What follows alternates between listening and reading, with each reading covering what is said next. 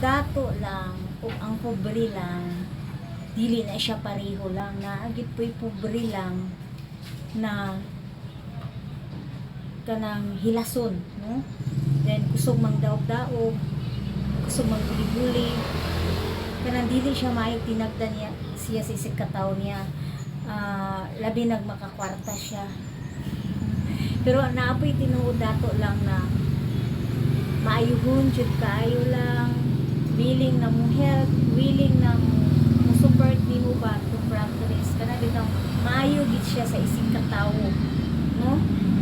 So mo lang makaingon ka kay ano dato og pobre lahi batasan, napoy pobreng maayo, napoy pobreng mantas.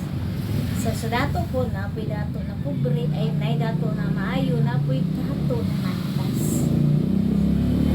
Muna siya kung dato na mantas makaingon ta powerful, grabe mga anak ta. Pero kung pobre na mantas makaingon pa ta gilas. So mo na giingon na lahi-lahi ta kita tanan diri sa kalibutan, dato o pobre. Napoy haruhay na sakto lang. So babay na.